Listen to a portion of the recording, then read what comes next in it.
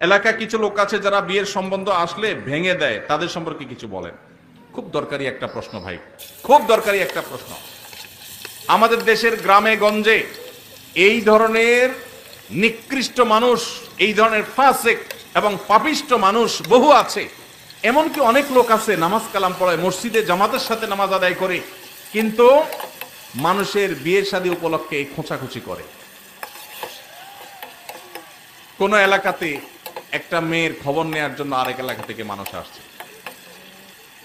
আসছে এলাকাতে আপনাকে পাইছে একটা পুকুরের ঘাটে উজু করতেছেন, দেখছে যে মসজিদের পুকুরের ঘাট উজু করতেছে, বেচারা নামাজি মানুষই হবে। জিজ্ঞাসা করছেন, ভাই সালাম আলাইকুম, আপনাদের এলাকায় অমুক মেয়েটার সম্পর্কে কিছু জানেন কিনা? আপনি চিন্তা করছেন, আরে তো আপনার শত্রুর মেয়ে, আপনার সাথে তার আইল ঠেলা ঠেলি আছে। এই চান্সে আপনি শত্রুতা উদ্ধার করার জন্য বলছেন, ভাই আল্লাহ বাঁচাইছে, আপনি আমার কাছে আসছেন ভাই। এই বইলা যে আপনি একটা শয়তানি শুরু করে দিলেন, আস্ত ডাহা ডাহা মিথ্যা কথা বলে ওই বিয়েটা ভাঙে দিলেন। এই কাজটা শুধু মিথ্যা না, আল্লাহর জমিনে আল্লাহর আরশ কাঁপার মতো সবচেয়ে ভয়াবহ অপরাধগুলোর মধ্যে থেকে একটি। কারণ এখানে একটা নিষ্কলুষ চরিত্রে আপনি কালিমা দিলেন, একজন নিরপরাধ মানুষ সম্পর্কে মিথ্যাচার করলেন, আবার নিজে মিথ্যা কথা বললেন, আবার ওই লোকটাকে অসত্য সংবাদ দিলেন, মিথ্যা সাক্ষ্য দিলেন। অনেকগুলো কবিরা গুনার সমাহার এখানে আছে, একটা কবিরা গুনাহ নয়, অনেকগুলো কবিরা গুনাহ একযোগে হচ্ছে, আপনি টেরও পাচ্ছেন না। জাহান্নামে যাওয়ার জন্য বেশি কিছু দরকার হবে না ভাই।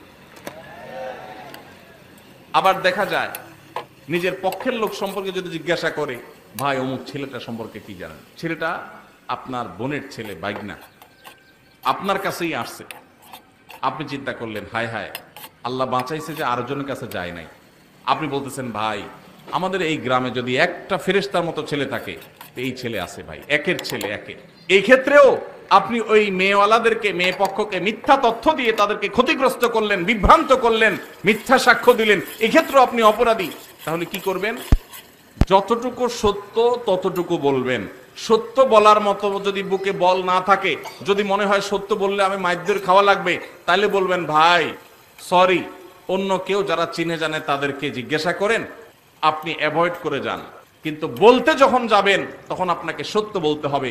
নবী সাল্লাল্লাহু আলাইহি সাল্লাম বারবার আমাদেরকে সতর্ক করেছেন। তিনি বলেছেন, যদি তোমাকে কিছু বলতে হয় ফালিয়াকুল খায়রা আও লিয়াসমুত, তাহলে ভালো সত্য যেটা সেটাই বলবে, আর না হলে চুপ থাকবে।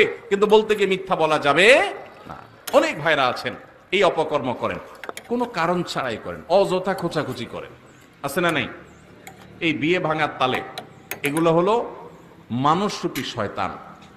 আপনি যদি আস্ত মানুষের সুরতে শয়তান দেখতে চান, এইরকম বিয়ে ভাঙাভাঙির কাজ যারা করে এরা হলো সে মানুষরূপী শয়তান। কেন বলেছি জানেন? কারণ ইবলিস শয়তান সবচেয়ে বেশি খুশি হয় একটা সংসার ভেঙে দিলে। একটা সংসার ভেঙে দিলে শয়তান সবচেয়ে বেশি খুশি হয়, অন্য কোনো কাজে শয়তান এত খুশি হয় না। আর এই লোকটা একটা বিয়ে হতে যাচ্ছিল, মিথ্যা কথা বলে ভেঙে দিয়েছে, অথবা অজাগা বিয়ের ব্যবস্থা করে দিয়েছে মিথ্যা তথ্য দিয়ে। এই লোকটা শয়তানের সে কাজটা করেছে। আল্লাহ আমাদেরকে এই দুশ্চরিত্র থেকে বেঁচে থাকার তৌফিক দান করুন। যারা এই সমস্ত খারাপ কাজের বদভ্যাস আছে, আল্লাহর ওয়াস্তে তারা ছেড়ে দেন, আল্লাহকে ভয় করেন।